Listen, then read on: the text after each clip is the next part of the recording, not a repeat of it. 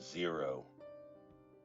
It's been a while since I've written anything related to Disney, and I'm sure you can understand why. A lot has been going on since my last post. I've received a lot of questions and concerns from folks who read my first-hand account of Mowgli's Palace, a resort that was built and abandoned by Disney. I want to thank everyone who mirrored my post. It's been taken down from a few places, mostly corporate sites that were easily leaned on by a larger power. However, for every nuke topic or disappearing blog post, it seems like 100 more have popped up. This is something they'll have to face. There's no turning back for them. None for me either. I am definitely being followed. For the first month or two, I chalked it up to paranoia. Any casual glance or half smile in my direction set me off. Hairs standing up on the back of my neck and everything. The first one, or rather, the first one I was actually able to spot, was a telephone worker milling around my apartment complex. He was middle-aged, doughy, dressed, like you'd expect, but something just seemed off about him.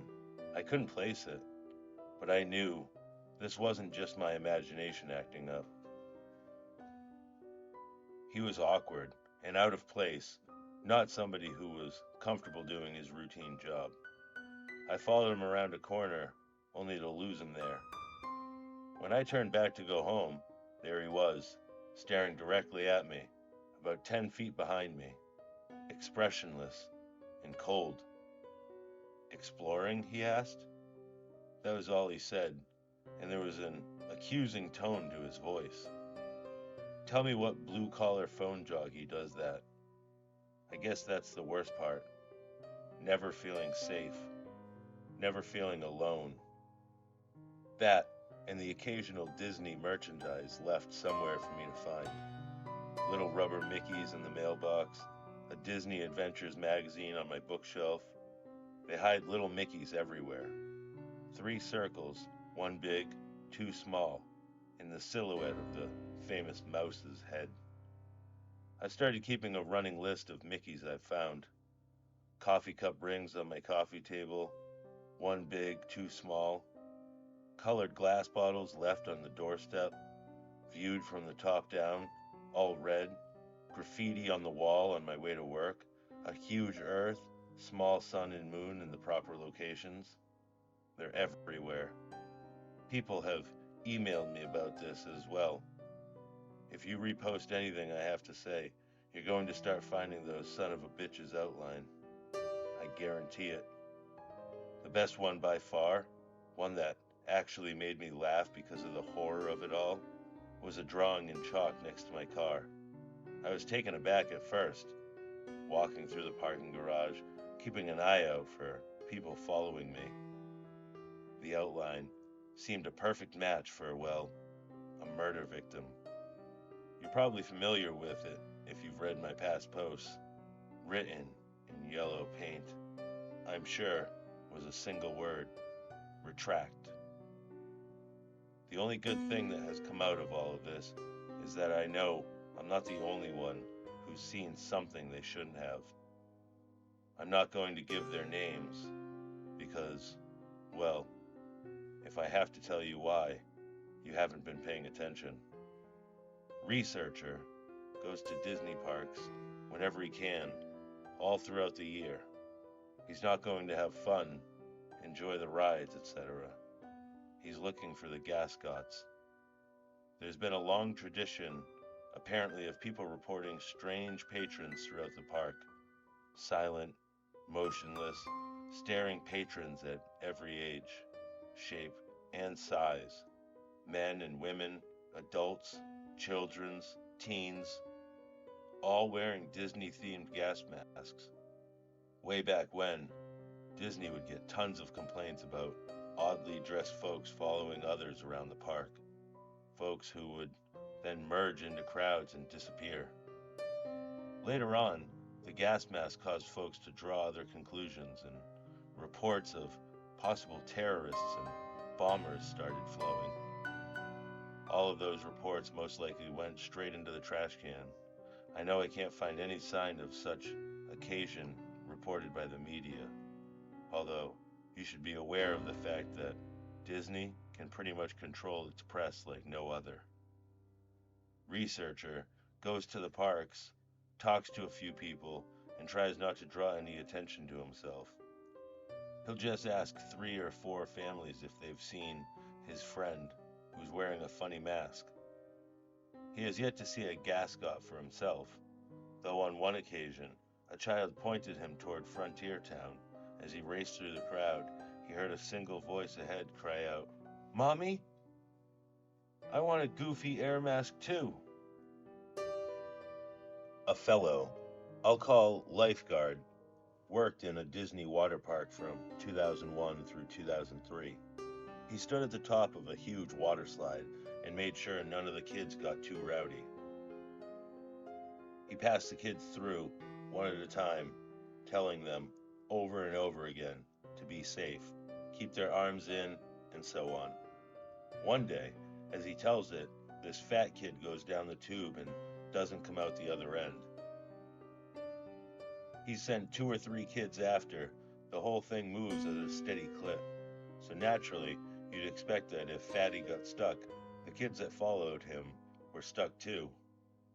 Not so. Only the big kid disappears. Everyone else comes out the other end, cheering and splashing like nothing's wrong. Lifeguard shuts down the slide, much to the aggravation of the kids waiting. Before he can go through any of Disney's strict procedures, splash, Fatty finally comes out. Staff members pulled the kid out of the water. He sank like a stone when he hit, his skin already blue and his eyes wide. All he would say was, "No face kids," and "Stop squeezing." The kid was okay, in case you're wondering. He got carted right off to the medical center. When Lifeguard was told to open the slide back up, he made a big stink about how it clearly wasn't safe. Despite his complaints, he was threatened with firing and begrudgingly opened the slide again. From that point on, he kept a closer eye on the kids.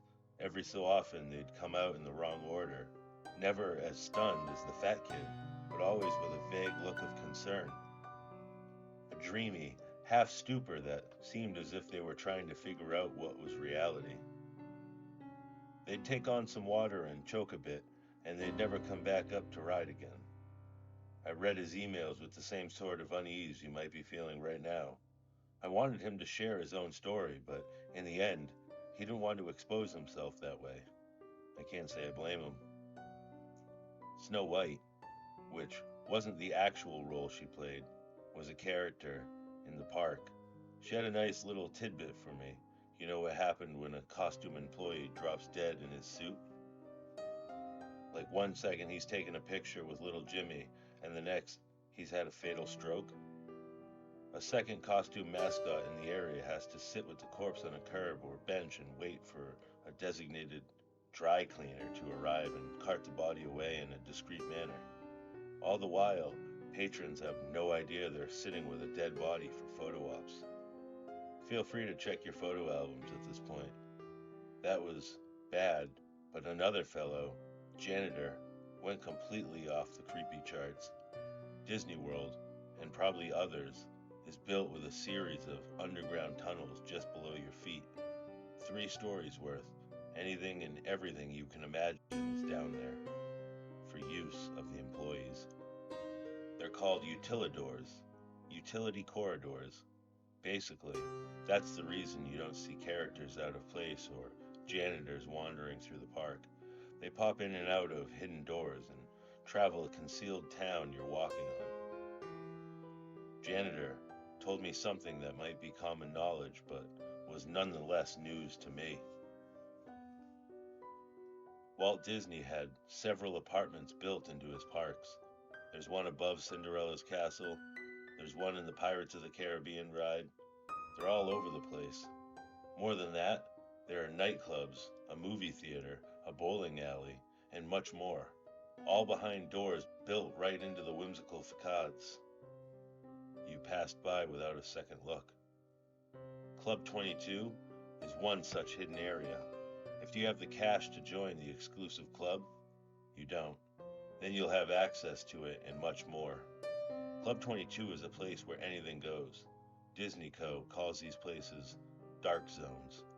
Spots where the squeaky clean visage of Mickey Mouse gives way to drinking, drugs, and yes, sex. Conversely, the rest of the park is the bright zone, with a few gray zone utilidors between. As far as Janitor has said, it wasn't always that way. It was more of a slow decline and the gradual relaxation of social norms within the elite group. The reason he knows all of this, you may have already guessed, he's cleaned it. After a lengthy background check and a non-disclosure form, Janitor moved up from a park attendant to one of the dark zone cleaning crew. Now, before you get some satanic human sacrifice vision in your head, Janitors are nothing of the sort. Lots of empty alcohol bottles, yes. Used condoms scattered like deflated New Year's balloons. Oh yeah, he cleaned up his share of blood, piss, and vomit. It was all down to the unrestricted behavior of patrons as opposed to any sort of cult behavior. At least, that's how he sees it, in retrospect. All that trash, that profane shit, went into a furnace and mingled with the smoke of quaint cottage chimneys. If you've been to Disney World, you've breathed ultra-condensed sin. Backing up this information was Hammer. Hammer mailed me the old-fashioned way, though I don't know how he got my home address. He sent me photocopies of work papers proving his employment, with the instruction to burn them when I was convinced, which I did gladly. Hammer worked around the Disney World Park, doing demolition and construction. At one point, he approached a superior regarding some strange construction plans. There was wide rectangular area marked off the blueprints, about the size of a supermarket. The area was left unnamed and only bore the words, "Do not dig." Not only was his superior in the dark, but he was super fucking purposefully in the dark. He didn't want to talk about it, didn't want to know about it, and ended the conversation with, "This space intentionally left blank." Hammer didn't get it. The area seemed a waste of space, and it was directly conflicting with the work his team had been given. He started poking around the area on his off time, finding only a derelict steel door and a great span of concrete just beyond. It was a supermarket's worth of blank gray floor. Soon after, Hammer started picking gascots out of the crowds. Unlike all other reports, the people, the things, would stand in full view of the guy. They'd cluster together in the distance, or they'd just be pressed against a wall when he turned a corner. He said they moved weird, like they were weak or injured, like a deer that's been run down by a hunter and can't flee anymore. The gas masks the Disney character faces with filters jammed in, he noted that they seemed wet on the inside, like condensation on a car window. Tiny beads of water glimmered behind the glass, making it impossible for any of them to actually see. Probing further, Hammer started asking questions of anyone and everyone who had been working in the park for a decade or more. He hit dead ends throughout until he was directed to Ida, an elderly woman who worked in the restaurant on Main Street. She'd been there since way back, and though nobody had the balls to ask directly, everyone knew she had plenty of terrible stories to tell. Hammer asked about the empty space, then about the gas mask customers, and at first, he thought he would receive the same non-answers he'd gotten so far. She was quiet, eerily quiet. "Room 0, she croaked. A single, shaking hand placed to her cheek, as if she were a little girl fearing a father's punishment. She didn't meet the man's gaze for the entire conversation.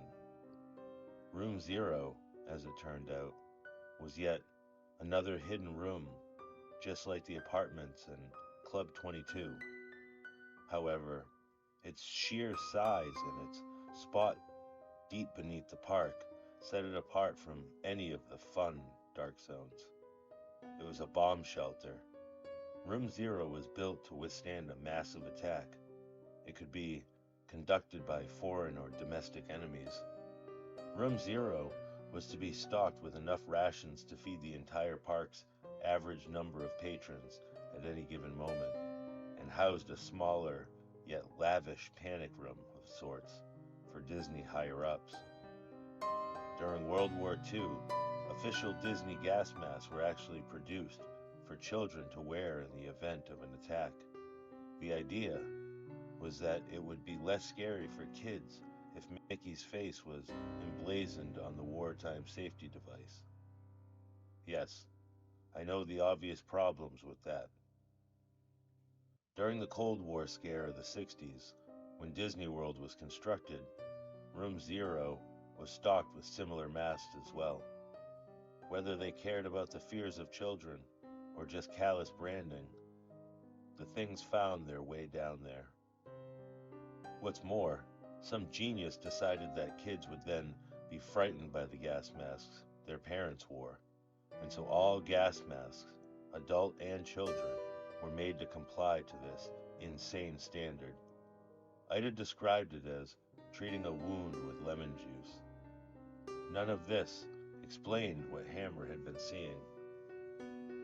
Not only the seemingly supernatural appearances, but the emptied out room as well. I've been there, he explained. There's nothing but a cement floor and 4 walls. No, Ida shook her head and covered her mouth, stifling a sob. You've been on top of it. Someone or something sounded the alarm one day when the park was at full capacity. The warning was clear. It was supposedly an air attack. Security ushered everyone down into the tremendous shelter. There they were ordered to put on their masks and hunker down for the duration of the assault. Everything was quiet for about 30 minutes, save for the crying children and the frightened whispers. No one wanted to die, and so they were thankful in a way for this strange measure of safety. Then the first scream rang out. "Hey," a man shouted, "quit pinching!"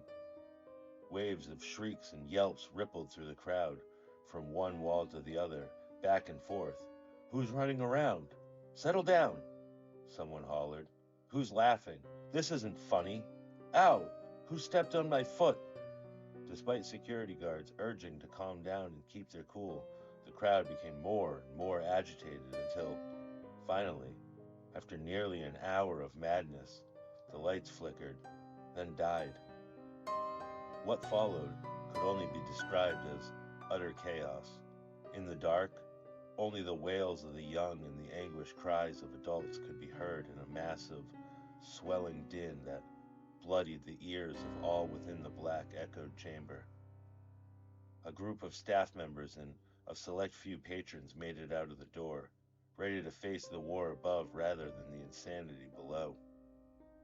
What they found, of course, was a desolate yet untouched theme park. The music continued to play, echoing through silent storybook towns. Upon returning to Room Zero, the few who stood at the top of the steel staircase that led down into the pitch blackness heard no sign of the previous fray. There was only silence. Ida herself descended the staircase despite the begging of those she left above. She reached the reinforced doors, herself now awash in darkness and hearing the only buzzing in her ears. A single voice came out of the darkness. The echo made it impossible to tell whether the mocking, raspy voice was at the back of the bomb shelter or if it was right in front of her face. "Shut the door, dear. You're letting out the cold." Gripped by terror, she did just that. Within days, the entire thing, shelter, staircase, all of it, was covered with feet upon feet of cement. Air systems and generators above its ceiling were removed, creating the large, empty space. They're all still down there, Ida told Hammer. Down there with whoever that was. You might notice I've used Ida's name. Unfortunately, she passed away soon after telling your story. Accidental fall, supposedly, after getting out of bed to turn on a light. Such a company devotee, the paper reported, that her entire bedroom was covered with Mickey silhouettes.